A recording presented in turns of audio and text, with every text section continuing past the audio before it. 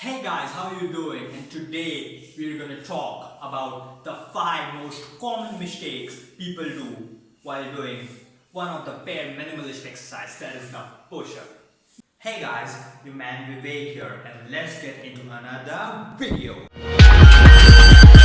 Yes, you heard it right. And don't get riled up at us to thinking, yeah, I do the push-up right. You just might be surprised at what you might be doing wrong. Now remember this. This is an exaggeration. All of these videos that you see right now are exaggerated versions of what you might be doing. You might be doing it not to that extent, but to a much lesser extent. The first thing is range. And a lot of guys compromise on this. You might not think it is that big of a deal, but it does matter.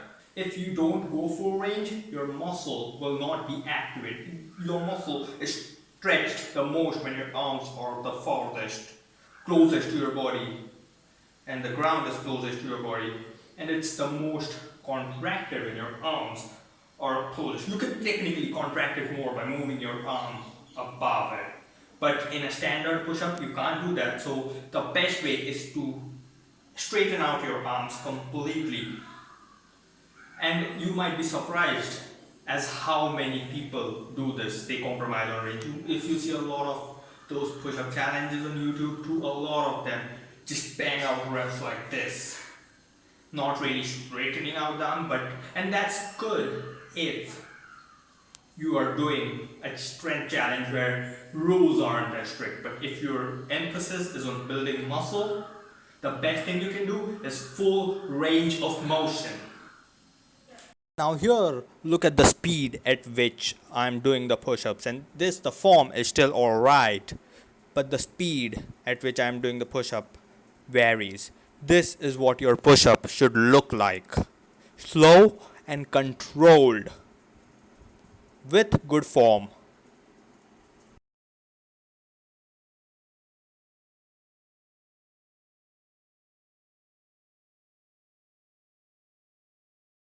The second and most important thing is speed.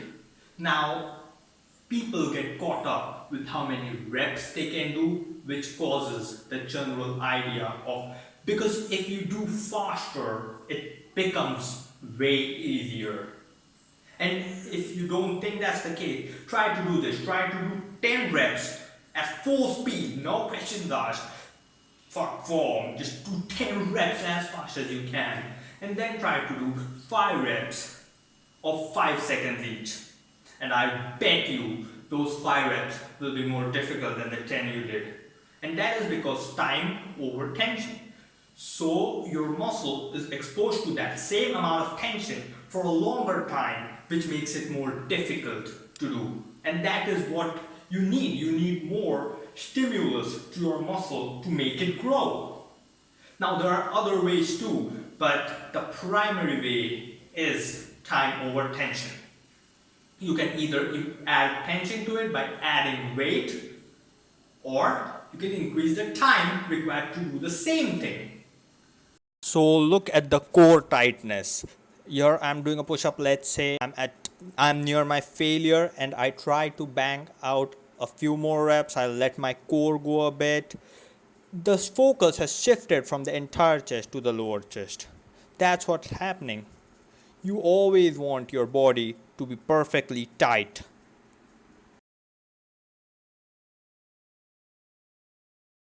The third thing is how your rest of the body behaves in opposition to the push-up. So when you're doing a push-up, always keep your core tight, your legs should be tight. Basically all your stabilizer muscles in your body should be tight and strong. If your core is not tight, as you can see in the video, your core is sloping, it tends to shift the focus of the push-up. For example, the video we just saw, in that when you're doing it like this, it tends to focus more on the lower chest. And if you simply want to focus more on your lower chest, you should do an incline push-up. But doing wrong form while doing a standard push-up, a push-up that's meant to stimulate your entire chest, That's not the way to go, at least not for me. And if you ask any professional, no one would advise for it. Form is the key. If you want to build muscle, if you want to not lose out on muscle, form is the key. Now, this is arguable. For example, if you're, let's say you're doing 10 sets, and if you're at the last set and if you're at the last 2 reps, a slight form factor change may be okay. Like, we cannot expect everyone to be at their limit and performing the perfect form, because if you're at your limit, you're not going to be able to perform a perfect form push-up, and I don't expect that from you. But you should keep the form as close and as tight as possible. Do not take liberties with it, as I would say. So here you can do a lot of mistakes. Let's say your arms are wide out and you may get a shoulder impingement issue, or your arms are really close to your body and it focuses on your triceps. Now let's just compare your arm position of a push-up with arm position while bench pressing certain weight, because that's the fundamental principle of a push-up, to grow your chest, or that's what most people use a push-up for.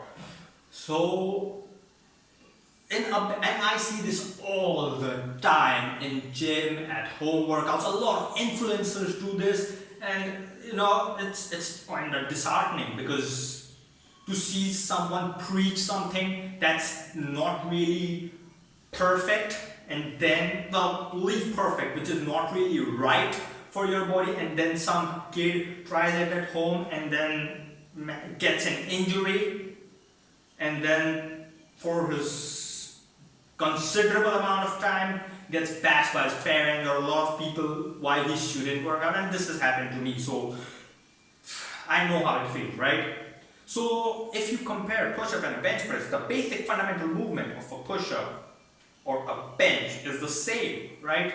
But a lot of guys, and I preach this, and a lot of other really good fitness YouTubers and fitness influencers and stuff preach this too, is that your arms should be at a 45-degree angle from your body, right? So this angle should be roughly about 45 degrees. Now we're not going to measure if it's 45 degrees. It should be roughly about 45 degrees. And when you move, it should move in accordance to the part of which your chest triangle.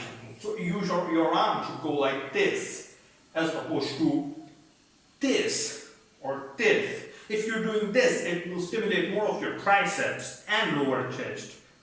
So again, there are diamond push-ups which stimulate your triceps and all of those stuff, and that's great. But when you're talking about standard push-up, I see a lot of guys doing this, and they may get away with it for some time. But ultimately, when they're pushing their limit, your shoulder is one of the most complex joints, and that's where problems tend to occur when you're doing this. Because this, when you're above, quite a bit above 45-degree angle, your shoulder joint is all hot up, and that's where you're the most tight, and that's where the most injuries occur actually statistically. So that's one of the things that you should keep in mind if you're trying to do a push-up, and let's say you're not good at it. Just keep 3 fundamental things in mind: full range of motion, slow, controlled reps, and proper form. Right? So hand position is the key. And then a lot of guys ask, yeah, this is 45 degree, but how do you keep your palm? So I like to keep it at 45 degree to at roughly around 45 degree from straight. So, and that's the most comfortable position for me. I found that that is the position where I can push the most, as well as I don't feel it condensating on my forearm muscles. So that's what I do, right? Even if you see bench, a lot of guys bench like this, and a lot of powerlifters bench like that, and that's your personal preference. Like if someone has really long palm, and if his forearm is shorter, keeping his palm like this would be uncomfortable for him. But I don't recommend keeping your palm perfectly straight or perfectly out. It should be somewhere in the between. Same for where your elbow should be while doing a push-up. Not close to your body, not perfectly parallel with the ground. somewhere in between. And believe me, your body will tell you. The first time you do something wrong, your body will tell you. If you ignore that, then you will start to not feel it as much as you progress, because your body will just get used to it, and in the end you will get up with an injury. So this is a weird one, chest activation and mind muscle connection, but just bear with me. Here I am just trying to push with just my chest without using my tricep shoulders. Here's a top view of what I'm trying to do, and you can basically see the scapula coming together in the back, and then when push out it goes out. This is a standard push-up should look like, with your scapula coming in and out.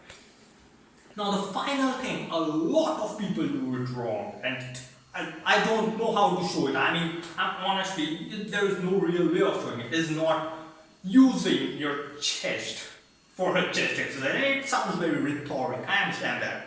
It's very rhetoric. But a lot of guys get caught up in the numbers. I can do 50 push-ups, I can do 60 push-ups. Let's say if you do everything else right, but you're just chasing the number. This is not the way to build muscle. It will help, but it will also increase the likelihood of injuries. So what do? Basically, if you keep all the rest in mind, you are going to activate your chest. But if you slip out on some of those, or if all on those, your chest muscles may not be activated as much. A fine example is, say if I'm pushing a weight that my body cannot handle, or if let's say I get someone to sit on my back and I try to do a push-up and I cannot, all the compensation will occur.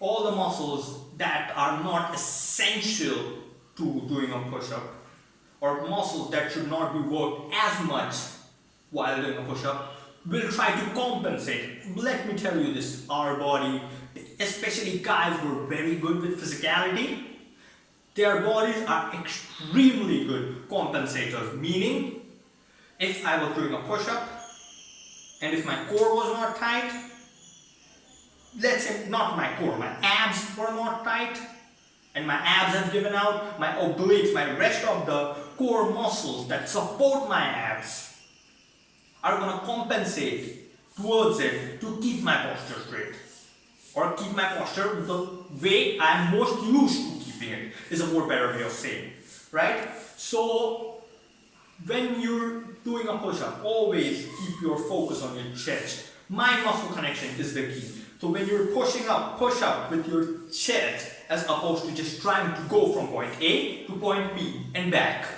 right? For watching this video, if you do think this helped you in any way, get your workout a little better or help you, please do consider liking, sharing and subscribing this.